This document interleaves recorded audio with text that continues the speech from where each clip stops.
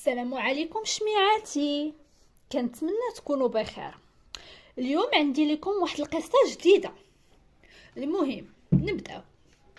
سميتي خديجه، وقصتي غادا نبداها لكم من نهار زواجي، حيت قبل كانت حياتي عاديه بحال اي بنت بحالكم، عايشه مزيان مع دارنا وداكشي. المهم انا تزوجت صغيره بزاف، نقول تقريبا ديك الساعه كانت عندي 16 عام. زواج تقليدي، جا خطبني وراجلي وتزوجنا دغيا دغيا. كان ديك الساعه بابا متوفي، وحنا كنا عند والديا، حنا 4 البنات. حنايا كنا من دوك العائلات اللي دغيا كيزوجوا البنت، غير كتبداي تكبري شويه صافي يجيك الراجل كتمشي كتزوجي.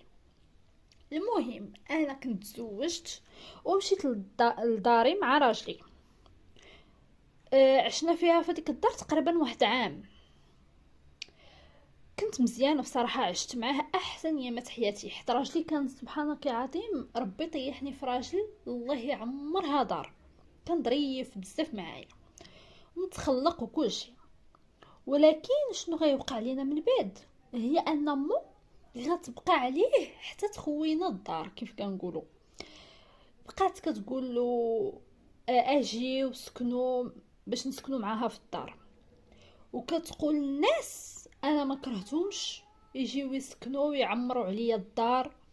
مول ديك الساعه كانت باقا صغيره وباقا شاده. كنا قبل فوقت ما كنتلاقاو مع العائله كتبقى تقول لهم قدامي. انا ديما كنقول لها اجي للدار، شوفي تبارك الله ما شاء الله الدار يجري فيها الخيل، واجي غير عمري عليا. ولكن هي ما كتبغيش، واخا انا هاد الهضره عمرها ما كانت كتقولها ليا. أه المهم غادا نسكن معاها، وهنا نشوف بصح عرفتو هذوك المعنى ديال العكوزه ديال بصح. من بعد هذاك الشيء اللي عاد نكتشفه، ولات كدور الدور وتقول لي عرفتي شنو، انا ما بقيتش واخده راحتي في داري. بنياتي مساكن ما بقاوش لاقين راحتهم في دارهم باش يجيو. انا ما فهمتش، كنقول ياك هي اللي بغاتنا نجيو شويه ما بقاتش بغاتنا. فواحد النهار، على فكره انا كنت ديك الساعه باقي كنقرا، كنت كنقرا في لافاك ديك الوقيته.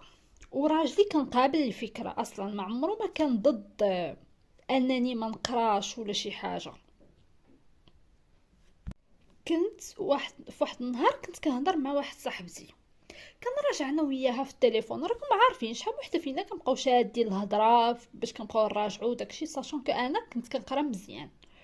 وبقيت كنراجع انا وياها ديك الساعه، كانوا قربوا لينا لي زيكزام وكنت كنراجعوا. بقينا شحال ما نكذبش عليكم ما بقيتش عاقله شحال حنا كنهضروا، شحال ساعه ولا ما عرفتش. منين ساليت ونط كنشوف عكوزتي غاده جايه. ما فهمتش، ما فهمتهاش، كانت كدير واحد التصرفات غريبين عمري ما كنت كنشوفها كدير بحال هكاك. شويه كانت ناضت، انا طلعت لبيتي، ناضت جمعات شيخي وولادها وراجلي، وهي تقول لهم هادشي غنعرفو انا من بعد. هاد خيتي خرجوا عليا اليوم من داري، هادي من الصباح وهي كتهضر في التليفون مع شي واحد، ما تكونش وليدي راجل ما صفتيهاش لدارهم. راجلي جا عندي البيت، حيت انا كيف قلت لكم ما كنتش معاهم باش دارتي ليهم هي ديك الحاله. جا عندي البيت راجلي، ولكن كيف قلت لكم انا راجلي ولد الناس وكان عارفني كيفاش دايره، يعني ما تيقش هضر تمو. جا عندي ما بغاش يبين ليا، قال لي خديجه كنحس بك من نهار جينا للدار وانت ما مرتاحاش، وعاد الدراري خوتي كاينين وخواتاتي باش كيجيو كنشوفك ما واخداش راحتك وما فرحاناش. قلت ليه لا شويه وصافي، ولكن مع الوقت غادا نولف، احنا بشويه بشويه كنولفو. قال لي عرفتي شنو، انا قررت نخرجوا من الدار ديال والديا وغنمشيو نرجعوا نكريو شي دار ونمشيو باش بغيتك تكوني مرتاحه وفرحانه في دارك. قلت ليه صافي واخا اللي بغيتي، حيت انا ما نقدرش نعارض قرار ديال راجلي. مشينا رحلنا بصح وسكننا وكرينا في واحد الدار. منين رحلنا لاحظت بان وقت ما كنجي شيخي ما بقاش كيهضر معايا ولا كيتعامل معايا في شكل بزاف داز. يعني انا راجلي يعني انا شيخي تبدل كومبليتمون معايا، تبدل بزاف. ساشا كر انا شيخي كان الله يعمر هدر معايا في الاول وداكشي. المهم كانت دازت مده على الرحيل، ما نقدرش نقول لكم بالضبط شحال، مي مده بزاف على الرحيل ديالنا. انا جا راجلي واحد النهار قال لي يا خديجه بغيت نسولك على واحد الموضوع. قلت له قول لي ها انا كنسمعك. قال لي بغيتي نعرف واحد الحاجه وما نديرهاش مني قلت الصواب. قلت له قول حتى انا كنتسنى، راجلي جاني غريب هذاك الطريقه باش كنتي يهضر معايا. قال لي مع من كنتي كتهضري داك النهار فلان فلاني، وانا عارفاه علاش كيهضر حيت عطاني اين نهار بالضبط. قلت له مع صاحبتي فاطمه حيت هو كانت كيعرفها. قلت له علاش؟ قال لي حيت امي ها شنو قالت وها شنو قالت وها شنو قالت. انا ما نكذبش عليكم ديك الساعه تصدمت، حيت قال لي هي السبب باش خرجنا من ديك الدار. انا شبعت بكيت حتى شبعت، حيتاش بقى فيا الحال انها توصل لديك الدرجه وانها بحال تشوه سمعتي، وانا قسما بالله ما دايره شي حاجه قصه كنراجع وصافي. ولكن من بعد تخيلوا البنات غدا تسيق الكذبه ديالها اللي قالت، اللي كيجي في العائله ولا الجيران ولا شي حاجه، المهم الناس اللي كيعرفوني انا كتقول لهم راه عرفتي شنو، راه صدقات بنت الحرام ديك مرت ولدي فلانه، وها شنو حصلتها كدير وها شنو حصلتها كتهضر وهادي. المهم سبحان الله ربي. حيت راجلي كان الله يعمر هذا يسر ليه سيدي ربي في خدمته واحد التيسيره سبحانك يا عظيم. جمعنا واحد الفلوس ربي يسر فيهم ومشينا شرينا دار. ديك الساعه خرجنا من الكرا ومشينا شرينا دارنا. ولهنا العجوزه غدوس مع ولدها من المراه الخائنه ولات كتقول ليه هذيك ما يمكنش انك تسمع لها هادشي كامل وتبقى جالس معاها، هادي والله وليدي تسحرها ليك. واخا هاد الشر كامل اللي كنشوف فيها كنمشي مره عندها كنقول اعوذ بالله من الشيطان الرجيم، حشومه هادي مت راجلي و وش والجده ديال وليداتي حشومه، خصني نمشي نشوفها في سبيل الله. وكنمشي على وجه راجلي الصراحه، واخا كتعامل معايا خايب البنات بزاف قدام ولدها، ولكن حتى هو كيقول لي احسن اختيار درت في حياتي هي انتي، حيت ما كنتش كان صافي كتعطيني الشر كنعطيها الخير.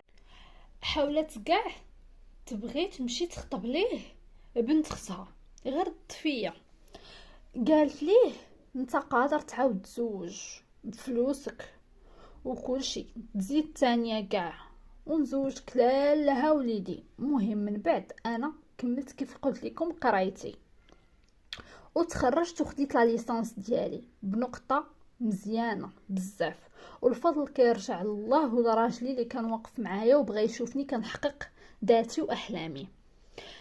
داز الوقت وراجلي للاسف كان جاتو جلطه دماغيه بقوه ستريس اللي كان عايش مع دارهم. انا والله البنات كان عايش معايا زوين بزاف، ولكن دارهم كان ضغط منهم بزاف حيت هما ما باغينيش انا.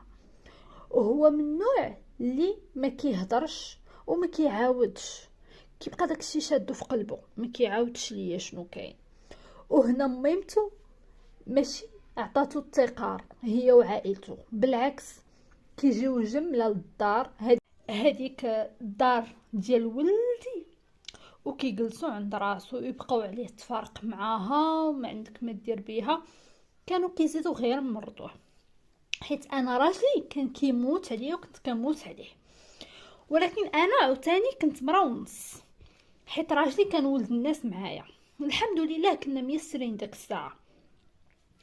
ولادي اللي كنت والده معاه جوج كانوا ديك الساعه صغار، ولكن العجيب في الامر اللي كانت بدل ديك الساعه ليهم هما ورديت ليه الصراحه البال، ولاو في شكل ما عرفتش كيفاش نشرح لكم. كانوا في الاول وليداتي انا كانوا كالم، كانوا ديما في العائله كيضربوا بهم ليكزامبل، ولكن من بعد ولاو غير كيبكيو، ما كيركزوش، ولاو كيمرضوا ليا بزاف. المهم تبدلوا وليداتي، دازت عليا البنات والله، وكان جاني اكتئاب كاع صعيب.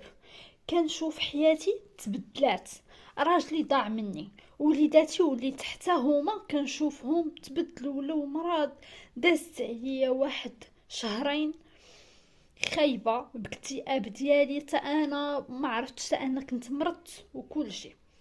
جات امو واحد النهار، جات عندنا في الصباح، دقات حليت ليها السلام السلام. هي بعدا كتدخل كتقول حتى السلام، انا اللي كنقول لها السلام وداكشي. قلت لكم كيف قلت لكم كتعامل معايا خايب. داتو عندها قالت لي انا وليدي غنديه عندي، ما انا ما كنقدرش نهضر معاها، بغيتو يجلس معايا صافي هزاتو داتو معاها. موراها بشويه خوه كيعيط ليا واحد النهار، تليفوني كيصوني، كيعيط. جاوبتو الو الو كي داير لاباس، ويقول لي شوفي راه خويا طلقك. انا بصدمه وليت بقيت كنموت بالضحك، جاني فوغيغ، بقيت كنضحك حيت حابلي غير كيضحك. صافي قطعت معاه، كنقول هذا واش حماق عاوتاني، ما فهمتش. من بعد بصح كتوصلني دعوه ديال الطلاق، تصدمت بزاف. ساق خويا الخبار، جا كيجري عندي، جا قال لي نوضي جمعي حوايجك، وجا بغى يديني معاه، ويلا لداركم وما عندك ما ديري هنايا. انا ما بغيتش، حيت ديك الساعه انا باقا البنات ما كنت فاهمه والو. راجلي مازال ما هضرت معاه، ولادي كيف قلت لكم مرادين ليا، ما فاهم. انا ديك الساعه باقا ما فاهماش حياتي اصلا كيفاش دايره، باقا ما فاهماش. المهم من بعد غيجي راجلي عندي، غيجيب اخوه، حيت كيف قلت لكم هو عنده افيسي، ولكن النص ديالو جا. بدا كيعاود ليا، دازت هاد الشيء راه ماشي موراه ديريكتومون، راه دازت شي 6 شهور ولا شي حاجه بحال هكا، وكنا ديك الساعه باقي ما طلقنا. جا راجلي من بعد كيعاود ليا شنو واقع، قال لي ما عرفتش شنو واقع ليا، وكيبكي، وقال لي شوفي نرجعوا عافاك، راه سناوني على ورق ديال الطلاق، وانا راه شوفي باقي ما طلقتك ما والو. قال لي شوفي نخرجوا بحالنا من هاد المدينه، وشوفي شي مدينه بعيده على هنا، ونبيعوا الدار ونهربوا من هنا. كنحس براسي غنحماق، انا راجي عمره ما هضر معايا بهاد الطريقه. قال لي انا كنحس براسي غنحماق. من بعد صافي غندير داكشي اللي قال راجي، حيت انا ما بقاتش عجباني داكشي اللي انا عايشاه، ما فهمتش. مشينا بعنا الدار بلا خبر حتى حد، وهربنا. بحال حسيت براسي ديك الساعه درنا بحال داكشي ديال الشفاره. مشينا هربنا من ديك المدينه، حتى حد ما ساق الاخبار، حتى عائلتي ما قلنا لهم والو، كنا خايفين ديك الساعه. مشينا لواحد المدينه دي كبيره، وشرينا الدار، وانا مشيت كنخدم في واحد الشركه. الحمد لله كان عندي صالير مزيان ديك الساعه. وفي نفس الوقت الحاجه اللي ما خطاتنيش هي القران ديالي والصلاه والرقيه الشرعيه اللي ما كنتش كنحيدها، لا على راسي لا على وليداتي لا على راجلي. وراجلي كان متبع او ميم طون، وراجلي سبحان الله البنات رجع عادي، هو وليداتي. كنقول واش ديك الخرجه اللي خرجنا من ديك المدينه وديك الدار كان مديور لينا فيها شي حاجه، ولا الصلاه ديالي والقران والرقيه اللي بقيت شاده فيهم حتى لاخر رمق باش داوا وليداتي وراجلي. من بعد شحال باش خرجنا من المدينه. هاد الشيء اللي كيخليني انا ديما نتاكد ان كان سحورني مديور لينا. حسبي الله ونعم الوكيل. وديما كنقول وكتجي ديما في بالي هاد الايه، يمكر الله والله خير الماكرين. لان الله ياخذ في الحق، الله ياخذ الحق في اي واحد كيادي واحد اخر. والحمد لله دابا كنعيشو مزيان، حتى واحد لدابا ما عارفنا في عائلة راجلي فين عايشين. راجلي حدو كيهضر معاهم في التليفون، ماتي ما عمرو ما تلقى بيهم حتى حاجه. صافي حيت ولينا خايفين على راسنا منهم بزاف. والله يبعد علينا وعليكم شر الخلق يا ربي. ودابا حبيباتي نخليكم، ان شاء الله نتلاقاو في القصه الجايه.